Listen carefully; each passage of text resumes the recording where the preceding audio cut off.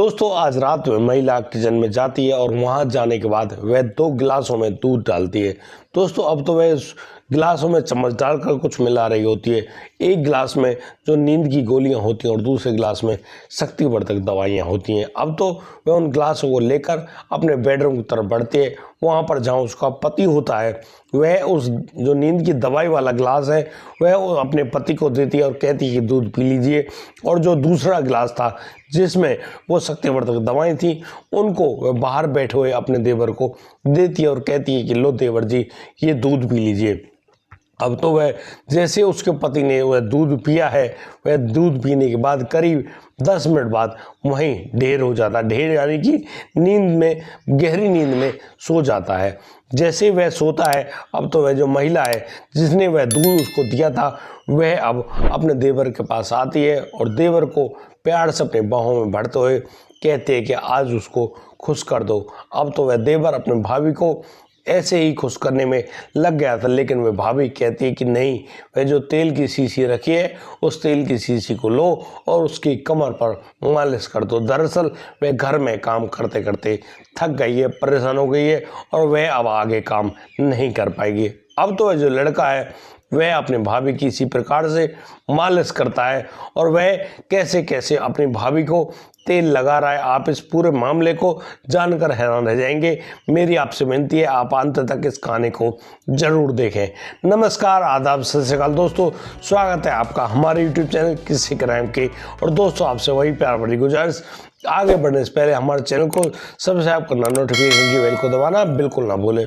दोस्तों आज का बेहद ही हैरान करने वाला मामला सामने आया है कोलकाता पश्चिम बंगाल से। दरअसल पश्चिम बंगाल में कोलकाता है, वहाँ का जो ग्रामीण एरिया है वहाँ पर रहने वाला वह जो साहिल है, साहिल अपनी पत्नी सानू के साथ रहता है अपने गांव में। और यहाँ पर उनका बड़ा ही अच्छा ढंग से गुजर बसर चल रही है, बड़े ही प्यार से रहते हैं। लेकिन कहीं ना कहीं उस साहिल को कुछ अलग अलग उम्मीदें उसके दिमाग में जाग पड़ती हैं और वह अपनी पत्नी सन्नू से कहता है कि सन्नू यदि तुम चाहो तो हम लोग कोलकाता चलें, वहाँ पर उसको एक अच्छी नौकरी भी मिल जाएगी और बस वह उस नौकरी से काफ़ी सारा पैसा भी कमा लेगा। और यदि वह पैसा कमा लेगा तो हमारे पास हमारा अपना मकान होगा उस कोलकाता के अंदर और वहाँ पर हम लोग बड़े ही प्यार से रहेंगे।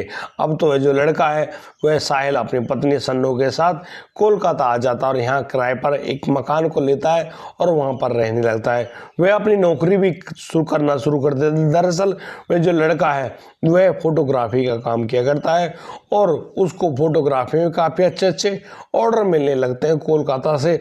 और वह वहीं पर पहले तो एक फोटोग्राफर के पास काम करता है और जब वह अच्छा नाम कमा लेता है करीब 2 महीनों में, अब तो उसके पास खुद के ऑर्डर भी आने शुरू हो जाते हैं और वह अब 2 चेलों को अपने पास रखता है और उनके साथ ही वीडियो फिल्म वगैरह बनाता है और बड़े ही अच्छे ढंग से पैसे कमा रहा होता है। यहाँ साहिल जिस प्रकार से उस कोलकाता में सेटल हो गया था उसकी पत्नी सन्नू बहुत ही ज़्यादा खुश होती है और वह रोज़ाना अपने पति को प्यार किया करती है। सन्नू का पति साहिल भी अपनी पत्नी सन्नू से बहुत ही ज़्यादा बेइंतहा मोहब्बत किया करता और रोज़ाना उनके बीच में वह प्यार भी पला पड़ता है और उनका प्यार इसी प्रकार से आगे बढ़ रहा होता है। अब तो एक दिन जब वह लड़का यानी कि साहिल कहीं पर जा रहा था कोई ऑर्डर लेने के लिए, अब तो वह उस लड़के साहिल का एक रोड एक्सीडेंट होता है और रोड एक्सीडेंट एक बड़ी गाड़ी से होता है और उस रोड एक्सीडेंट में उस साहिल के पैर की हड्डियां कभी 4 जगह से टूट जाती हैं। यानी कि अब उसको हॉस्पिटल से एक प्लास्टर लगा दिया गया है और वह प्लास्टर ऊपर जांघ से लेकर नीचे पैर तक होता है क्योंकि उसकी जो हड्डियां हैं वह जांघ से, घुटने से और नीचे से भी टूट गई हैं। करीब 4 जगह फ्रैक्चर है और उस साहिल की अब तो हॉस्पिटल में कुछ दिन इलाज चलने के बाद उसको घर ले आया जाता है और यहाँ पर सन्नू अपने पति की खूब सारी मदद किया करते। लेकिन वह जो लड़का है साहिल ना तो चल पाता है ना ही कुछ कर पाता है, उसको पकड़ कर टॉयलेट वगैरह भी करानी पड़ती है। यहाँ वह सन्नू बहुत ही हिसाब से अपने पति की सेवा तो कर रही है लेकिन वह अकेली हॉस्पिटल भी जाती है, उसके लिए दवाइयाँ भी लाती है, उसकी खूब सारी सेवाएँ करती है। अब इन सेवाओं को करके वह बहुत ही ज़्यादा दुखी सी होने लगती है। साहिल के परिवार में ज़्यादा लोग तो नहीं होते हैं। अब साहिल की जो पत्नी सन्नो है वह अपने चाचा जो ससुर होते हैं उनके पास फ़ोन करती है और उनसे कहती है कि वह अकेली इस प्रकार से उस लड़के साहिल की सेवा करते करते थक गई है कि वह साहिल की इतनी सेवा कैसे करे, क्योंकि उसको बाजार भी जाना पड़ता है, सब्जी वगैरह बहुत सारे सामान लाने पड़ते हैं। दिन भर भाग दौड़ से वह बहुत ही ज़्यादा दुखी हो गई है। दरअसल वह चाहती है कि उसको कोई ऐसा साथी मिल जाए, कोई लड़का मिल जाए जो कि यहाँ पर इस व्यक्ति साहिल के पास रह ले, तो वह बाजार का काम सारा निपटा लिया करे। क्योंकि वह जब बाजार जाती है तो ये जो लड़का है, जो साहिल उसका पति, वह बहुत ही ज़्यादा दुखी और परेशान होता है और अक्सर अपनी सारी जो इच्छाएं उनको पूरा नहीं कर पाता है। दोस्तों इसी प्रकार से अब तो जो उस सन्नो के जो चाचा ससुर है वो अपने लड़के अयान को, जो कि 19 साल का एक लड़का है, उसको वहाँ पर भेज देते हैं। दोस्तों अब तो अयान जैसे साहिल के घर पे आया है वह अपनी भाभी का बहुत ही ज़्यादा हाथ बटाया करता है काम करने में, और यहाँ पर अयान के आने से काफ़ी ज़्यादा रिलैक्स महसूस होता है उस सन्नो को। अब सन्नो जिस प्रकार से आराम से उस अयान के साथ रहती है, यहाँ कहीं ना कहीं उस सन्नो को वो पल भी याद आने लगते हैं जब वह अपने पति साहिल के साथ रहा करती थी और साहिल के साथ रोज़ाना के लिए प्यार किया करती है, संबंध बना लिया करती। लेकिन जब से उस साहिल के शरीर में ऐसी गंभीर चोट लगी है तब से वह अपने उस उस मनोकामना में पूरा नहीं कर पा रही है, क्योंकि उसको लगता है उसका पति तो बहुत ही ज़्यादा बीमार हो गया है। उसका इलाज लगभग 1.5-2 महीने चलने वाला है, प्लास्टर भी करीब 1.5 महीने में खुलेगा। अब उसकी यह सेवा कौन करेगा। धीरे धीरे समय तो गुजरता है। अब वह अपने उस देवर अयान के सामने कुछ इस प्रकार के काम भी किया करती है, उसको अक्सर अपने अंग प्रदर्शन किया करती, उसको अक्सर दिखाया करती कि देखो वह कितनी खूबसूरत है। लेकिन वह जो अयान है वह अयान अपनी भाभी पर इतनी ज़्यादा गौर नहीं दिया करता था। और दोस्तों जिस प्रकार से अयान अपनी भाभी पर ज़्यादा गौर नहीं करता है, इस बात से वह जो महिला यानी कि सन्नो भी काफ़ी ज़्यादा दुखी होती है। दोस्तों एक रात की बात, अब तो वह जो सन्नो है, सन्नो जो कि अपने पति साहिल को उसके बेडरूम में सुला कर आई है, वह आती है अब बाहर, और बाहर वो जो बरामदा है वहाँ पर जाती है जहाँ पर वह अयान बैठा हुआ है, मोबाइल में कुछ देख रहा है। अब वह जो सन्नो है अयान के बगल में बैठ जाती है और बस अपने पल्लू को नीचे रखते हुए बोलती है कि लाला असलियत में उसके शरीर में बहुत ही ज़्यादा दर्द हो रहा है, अयान देखो ना, उसके दर्द को मिटा दो। दरअसल वह आज मालिश कराना चाहती है। अब वह अयान कहता है कि भाभी बताओ, मैं मालिश करनी तो मैं तुम्हारे कहाँ पर मालिश करूँ। अब वह जो सन्नो है वह कहती है कि देखो उसको पैर में भी दर्द हो रहा है। अब तो जो अयान है उसके पैर में मालिश करने लगता है, लेकिन अब वह जो सन्नो है वह फिर कहती है कि उसको कमर में भी दर्द हो रहा है। अब जैसे ही कमर का बात आती है वह अयान कहता है कि भाभी वह कमर पर तेल कैसे लगाएगा। लेकिन वह जो सन्नो है वह अपना ब्लाउज खोल कर रख देती है उस अयान के सामने और कहती है कि लो अब लगाओ इसके मेरी कमर में तेल। अब वह जो अयान है वह कहता है कि नहीं भाभी, वह अभी भी तेल नहीं लगा पाएगा, दरअसल तुम्हारे जो कुछ कपड़े हैं वो अभी यहाँ पर रुकावट पैदा कर रहे हैं। बस इस बात को सुनकर अब तो वह जो सन्नो है वह अपने अंडरवियर के हुक भी खोल देती है और कहती है कि लो अब तो तुम्हें पूरी आज़ादी मिल गई, अब लगाओ तुम तेल। अब यहाँ पर जैसे ही वह लड़का अयान अपने भाभी के बदन को छूता है, उसके शरीर में बहुत सारी उत्तेजना बन जाती है और उसी उत्तेजना के बस वह अब अपनी भाभी की कमर को चूमने लगता है और कहीं ना कहीं सन्नो के शरीर में वह उत्तेजना घर कर जाती है। और बस अब तो वह जो सन्नो जो कि उल्टी लेटी हुई है वह सीधी हो जाती है, और वह जैसे ही सीधी हुई अब तो वह अयान अपने आप पर काबू नहीं रख पाता है और अपने भाभी के जो बढ़ते हुए उभारों को देखता है वह बिल्कुल विचलित हो जाता है और वह अपनी भाभी के ऊपर टूट पड़ता है। और बस यहाँ पर देवर भाभी के बीच में जो संबंध कायम नहीं होने चाहिए थे वही संबंध यहाँ पर बनने लगते हैं। और दोस्तों जिस प्रकार से वह नया लड़का अयान अपनी भाभी सन्नो को संतुष्ट करता है, सन्नो बहुत ही ज़्यादा खुश होती है और बड़े ही प्यार से वो अपने देवर अयान को चूमने लगती है। दोस्तों यहाँ पर उस अयान ने अपने भाभी को काफ़ी अच्छे ढंग से संतुष्ट तो किया, लेकिन वह यहाँ पर एक नई लत लगा बैठा था। दरअसल अब तो रोज़ाना का समय होता, अब तो वह जो भाभी है वह अपने पति को जैसे सुलाकर आती वह उस देवर के पास आ जाया करती और बस उस देवर भाभी के बीच में इसी प्रकार की रंगरलियाँ मना करती। अब तो उस अयान को भी काफ़ी ज़्यादा लत लग चुकी थी अपनी भाभी की और वह भाभी के साथ इसी प्रकार के संबंध बनाने लगता है। एक दिन उस अयान को थोड़ी कमजोरी सी महसूस होने लगती है। वह अपनी भाभी को बताता है कि उसको काफ़ी सारी दिक्कत हो रही है। दरअसल वह जो लड़का है उसको कई बार चक्कर भी आ गए। अब यहाँ पर वह जो महिला है यानी कि सन्नो समझ जाती कि हाँ, उनका जो देवर है वह कमजोरी महसूस कर रहा है। यहाँ पर वह अब एक ऐसा काम करती है यानी कि वह बाजार तो जाती ही रहती है, वहाँ से कुछ शक्तिवर्धक दवाइयों को खरीद कर लाती है और बस उन दवाओं को जैसे अपने देवर यानी कि अयान को दूध में मिलाकर दिया करती है। अब तो उसका जो देवर है फिर से नया हो जाता है और बस नए आदमी के साथ संबंध बनाकर वह सन्नो बहुत ही ज़्यादा खुश है। लेकिन सन्नो यहाँ एक काम और क्या करती है, उसको डर होता है कि कहीं उसका पति जाग ना जाए।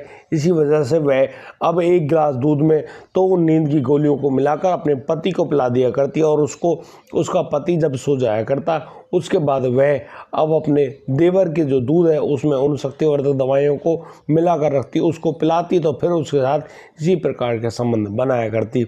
ऐसा होते होते करीब 1.5 महीना गुजर जाता है, जहाँ एक और वह जो साहिल वह ठीक होने लगा था। अब तो यह जो सन्नो है, सन्नो के जो चाचा ससुर है वो कहते हैं कि अयान की छुट्टियां ख़त्म हो गई हैं, अब इसको भेज दो, इसका एडमिशन कराना है। दरअसल वह 12वीं क्लास में आने वाला है और बस इनका वह जो लड़का है वह अयान है, अयान अब अपने घर वापस लौट जाता है। लेकिन जैसे अयान घर लौट आए, अब वह जो महिला है यानी कि सन्नो बहुत ही ज़्यादा बुझी बुझी रहने लगी थी। लेकिन यह ज़्यादा देर नहीं होता है, वह साहिल जैसे ही ठीक होता है वह अपनी पत्नी सन्नो के साथ इसी प्रकार के काम करने में जुट जाता है। लेकिन दोस्तों, एक आदमी एक ही तरह की सब्ज़ी रोज़ाना नहीं खा सकता, बस यही चीज़ होती है। और इसी वजह से एक दिन वह जो सन्नो है उस अयान के पास फ़ोन करती है और उसको अपने वहाँ पर बुला लेती है। दोस्तों, अयान को इसी काम का बहाना बनाकर वहाँ पर आया था और करीब अपने भाई के पास 4 दिन रुकने के लिए कहता है। एक दिन के बाद जब वह साहिल अपने कमरे में सो रहा होता, अचानक उसकी जो पत्नी सन्नो है वह उठकर आती है और आते ही अयान के पास अयान की बाहों में लेट जाती है। लेकिन यहाँ पर काफ़ी दिनों बाद दोनों का जो संबंध बना है, यहाँ पर वह संबंध बड़ा ही जोरदार बनता है। अब तो वह जो महिला सन्नो है बहुत ही प्यार से अजीब ढंग से चिल्लाने लगती है। उसकी आवाज़ को सुनकर वह साहिल जाग जाता है और साहिल अब जैसे ही बाहर आता है वह देखता है कि अयान के साथ उसकी जो भाभी सन्नो है उसके ऊपर बैठकर संबंध बना रही है। अब तो इस पूरी स्थिति को देखकर वह साहिल भांप जाता है कि हाँ, जरूर जब वह बीमार था उसकी पत्नी ने इस प्रकार के कर्म किए होंगे। अब तो वह उस लड़के अयान और उसकी पत्नी जो सन्नो है उसकी पिटाई कर बैठता है और वह उन दोनों को बहुत ही ज़बरदस्त तरीके से पीटता है और फिर अपने चाचा के पास फ़ोन करता है यानी कि उसी रात को। और वह अपने चाचा से कहता है कि देखो, एक काम करो, तुम्हारे बेटे की बहू यहाँ पर मिल गई है, तुम लोग जल्दी से जल्दी यहाँ आ जाओ। अब तो वो लोग भी जैसे अगले सुबह वहाँ आते हैं। अब वह लड़का जो साहिल है वह उस सन्नो से कहता है कि देखो, तुम यदि उस लड़के अयान के साथ ही खुश हो तो वह तुम्हें तलाक देता है। और दोस्तों, ऐसे कहते हुए वह उस अपनी पत्नी को भी तलाक दे डालता है और अब उस अयान और उस महिला यानी कि उस सन्नो का निकाह करवा दिया जाता है। अब वह अयान तो बहुत ही ज़्यादा खुश है।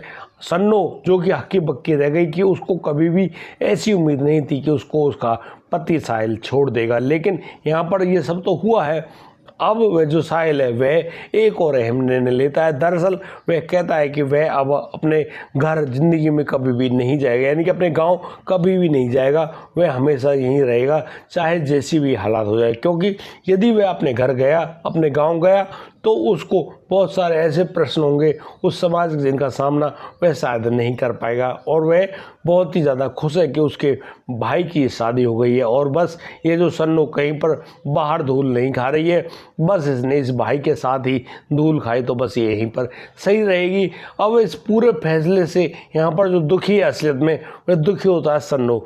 और सन्नो जो दुखी है वह किसी और की वजह से नहीं, अपने ही क्रियाकलापों की वजह से हुई। दोस्तों, इस पूरे घटनाक्रम को सुनाने का उद्देश्य किसी को परेशान करना नहीं है, किसी का दिल दुखाना नहीं है। दोस्तों, इन घटनाक्रमों के माध्यम से हम लोग आपको बताना चाहते हैं कि किसी भी इंसान के जीवन में धैर्य और संयम जैसी चीज़ें यदि हैं तो वह ज़िंदगी की हर बाधा को पार कर जाएगा। लेकिन जो इंसान इन चीज़ों को छोड़ बैठा है, यानी कि उसका कोई गौर नहीं है, जो अपने आप पर संयम नहीं रखता है, धैर्य नहीं रखता है, वह इंसान फिर इसी प्रकार के परिणाम भुगतता है जैसा कि उस सन्नो ने भुगता। ना तो वह पति की रही, ना ही उस अयान की। भाई अब उसका अयान जो है वो उसको शारीरिक सुख ही तो दे सकता है, लेकिन जिस प्रकार से उसको आर्थिक सुख मिलता था साहिल से, साहिल जिस प्रकार से पैसे कमा कर लाता और उसको खुश रखता था, शायद अयान रखे या ना रखे वो तो अलग बात है। अभी तो उसने उससे शादी ही करी है, परिणाम तो अभी आने बाकी है। लेकिन दोस्तों मैं आपसे अभी भी ये बात कह रहा हूँ कि अपने आप पर सही बनाए रखें, भगवान को याद करते रहें और उन्हीं के सहारे से आपका जीवन बड़े ही प्यार से, बड़े ही ढंग से गुजर जाएगा। दोस्तों हर लम्हे को एक नई अपॉर्चुनिटी समझें, आगे बढ़ें और इस प्रकार के गलत कार्य को ना तो करें, ना ही कोई करने के लिए बोलता है ना उसको भी मना कर दें, क्योंकि ये सिर्फ शारीरिक भोग है। इनसे इंसान की ज़िंदगी में कभी भी संतुष्टि नहीं आ सकती। मेरा आपसे बार बार यही निवेदन है कि अपने आप पर धैर्य और संयम बना कर रखें। और दोस्तों जो भी व्यूअर्स हमारी इन वीडियोज़ को देखता है हम उनका दिल से धन्यवाद करते हैं और कहते हैं कि भाई आपने बहुत बड़ी कृपा करी जो हमारी इन वीडियोज़ को देखा। दोस्तों आज के लिए सिर्फ इतना ही, अब दीजिए मुझे इजाज़त, मिलता हूँ कल, लाता हूँ एक और अनोखा मामला। तब तक के लिए आप बढ़िया रहें, बेहतरीन है, अपना और अपने परिवार का बखूबी ख्याल रखते रहें। जय हिंद, जय भारत।